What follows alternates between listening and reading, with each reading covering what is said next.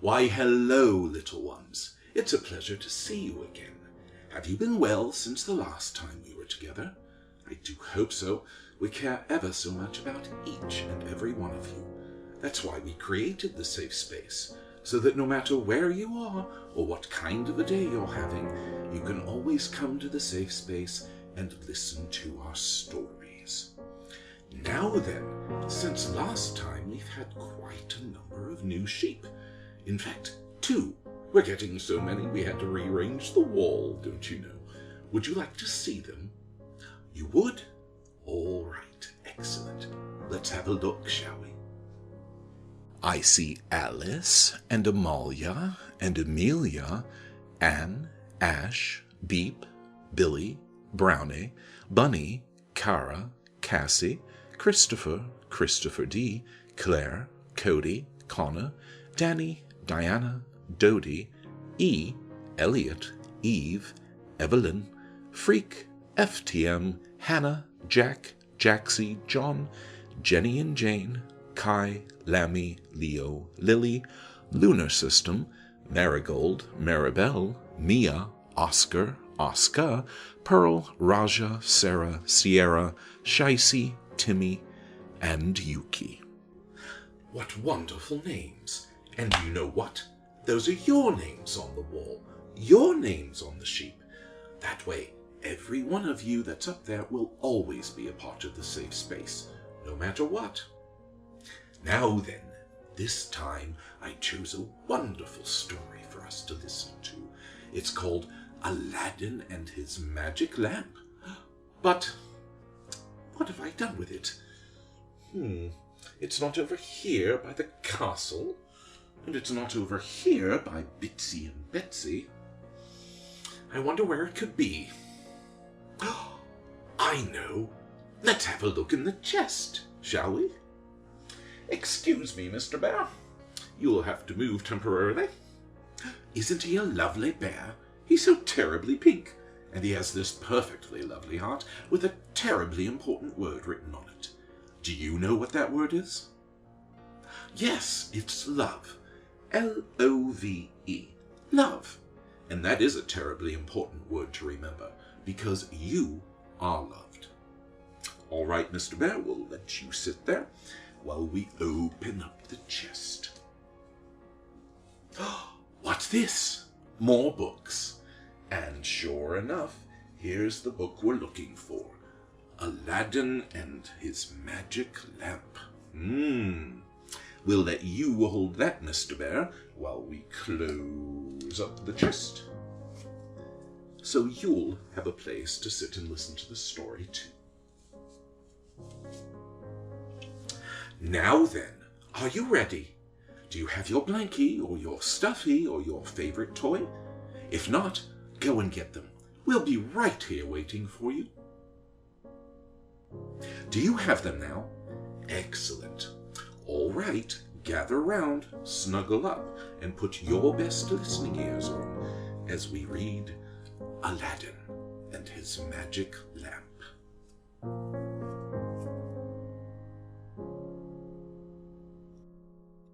Aladdin and His Magic Lamp.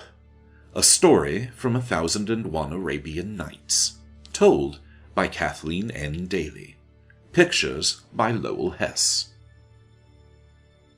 Once upon a time, in a land far away, there lived a boy called Aladdin. Now Aladdin was a lazy boy and didn't like to work. No matter how much his mother scolded, Aladdin would run off and play in the streets with other lazy boys.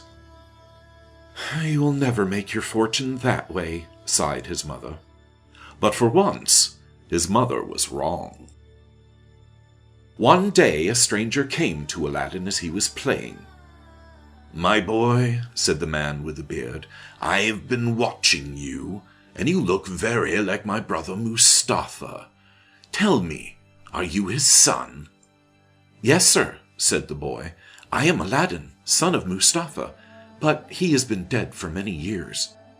"Then take me to his house, so that at least I can see where my dear brother lived," said the man.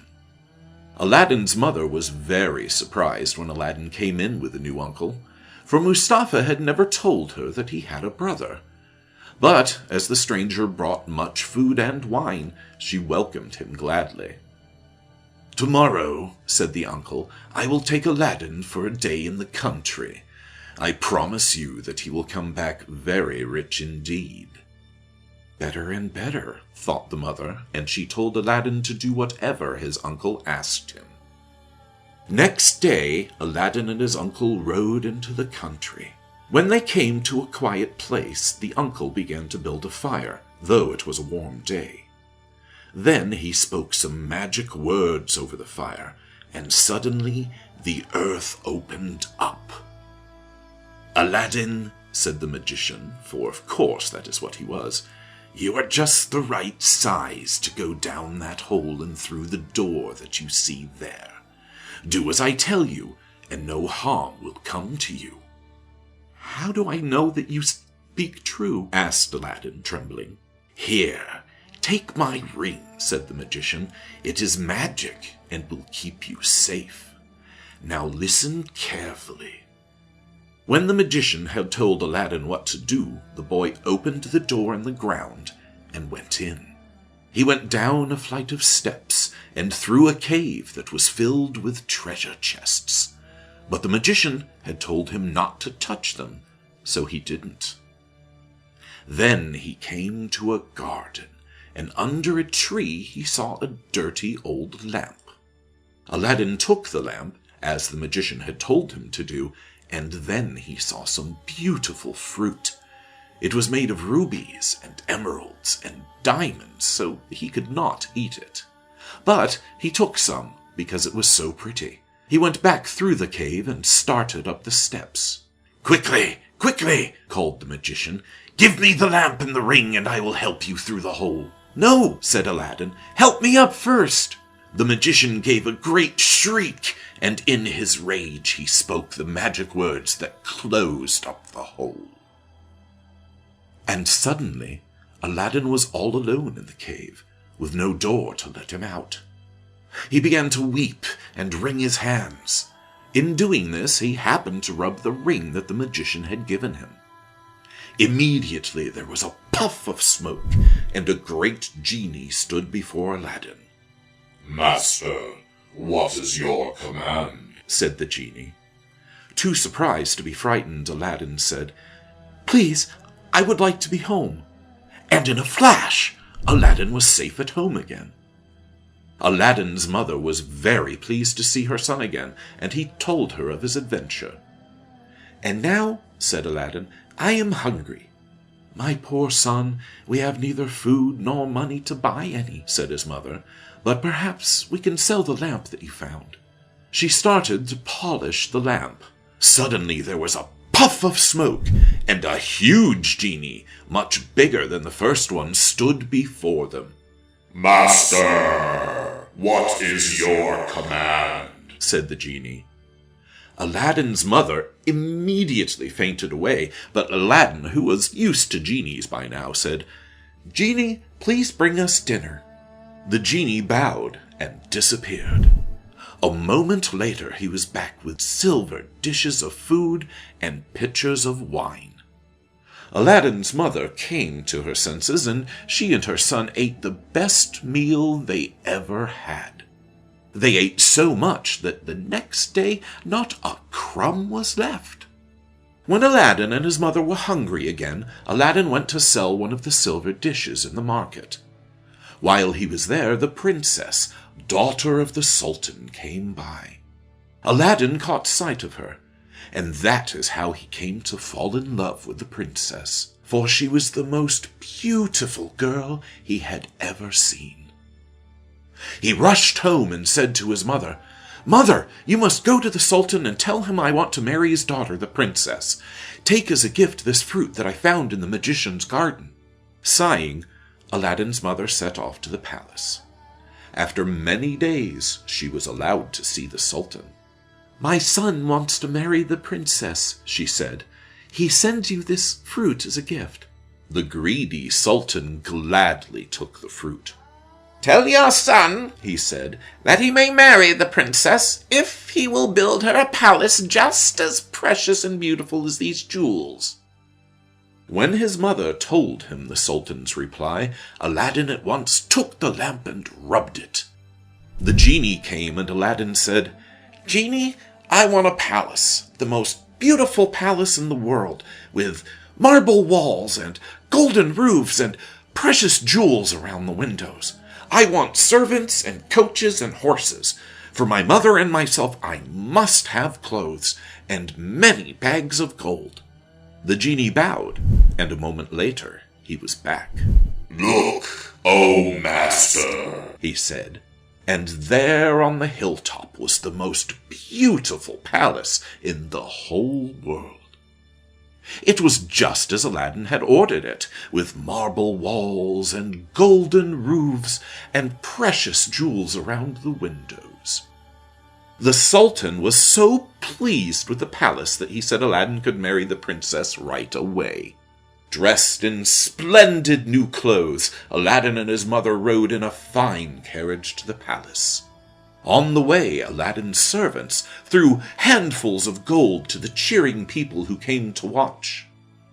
When she saw Aladdin, the princess fell in love with him at once. They were married there and then, and there was a splendid feast with food and drink, dancing and music for the whole town. Aladdin's fame spread far and wide, and presently the wicked magician heard about the boy who had become rich and splendid and married the beautiful princess. "The wretched boy has discovered the secret of the lamp," he said, gnashing his teeth. Then an evil smile came to his lips as he thought of a plan. Quickly he disguised himself as a beggar and made his way to the palace. For many days he watched and waited quietly for his chance. Now it so happened that Aladdin was sent by the Sultan to visit a distant part of the country. So, when a peddler appeared at the palace gates crying, "New lamps for old! Give me your old lamps for new!" it was the princess who heard him. She did not know the secret to the magic lamp, and thinking how pleased her husband would be, she sent down a servant with the old lamp. Greedily the peddler took it and gave in exchange a brand new lamp, glinting and shining, but quite worthless, for it was not a magic lamp. The magician rubbed the lamp. There was a puff of smoke, and the genie appeared. "Master, what is your command?" said the genie. "Take me and the palace and everyone in it to faraway Africa," said the magician. The genie bowed, and in a flash the magician, the palace, and everyone on it had disappeared from the hilltop. As soon as Aladdin returned, the Sultan told him, "In a flash it disappeared, the palace and everyone in it." "Clearly that is the work of the wicked magician," said Aladdin. Aladdin wasted no time. He rubbed the ring that the magician had given him long ago. "Bring me back the palace and everyone in it," he commanded the genie. "Alas," said the genie, "my power is not as great as that of the genie of the lamp. I cannot do it." "Then take me to where the palace is," said Aladdin. And in a flash, Aladdin was in faraway Africa. Aladdin waited until he saw the magician leave the palace. Then he slipped in and found the princess. Fondly they embraced. Then Aladdin said, "Where's the lamp?" "Alas," said the princess, "he carries it always with him." "Then we must get it from him," said Aladdin. Together they thought of a plan. That night, when the magician came home for his supper, the princess poured him a great goblet of wine. No sooner had he drunk it than he fell into a deep, deep sleep, for Aladdin had drugged the wine. Aladdin came out from his hiding place and seized the lamp. "Take me and the palace and everyone in it back home," he commanded the genie. And in a flash, they were back home again. The Sultan and all the people were overjoyed to see Aladdin and the princess, and the Sultan immediately ordered a holiday and feasting for everyone.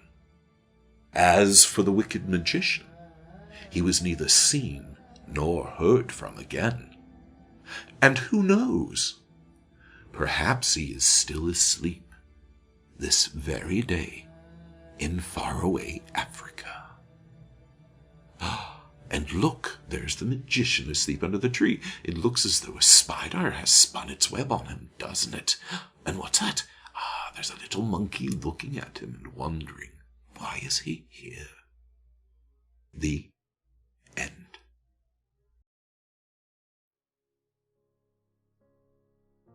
Wasn't that a wonderful story? The old magician there, forever asleep under the tree. He certainly learned his lesson, didn't he? You know, Aladdin learned a lesson too in this book, which was, don't always trust strangers, because they may not have your best intentions at hand. But it all worked out for Aladdin in the end, and he got his happily ever after. So, make sure to keep your eyes open for strangers, and think twice before trusting them. I think that would be a good thing to do. Don't you? Well, little ones, that's all for this time.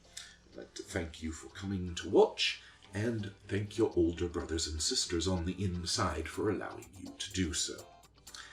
Now then, before we go, there are 3 very important things to remember, aren't there?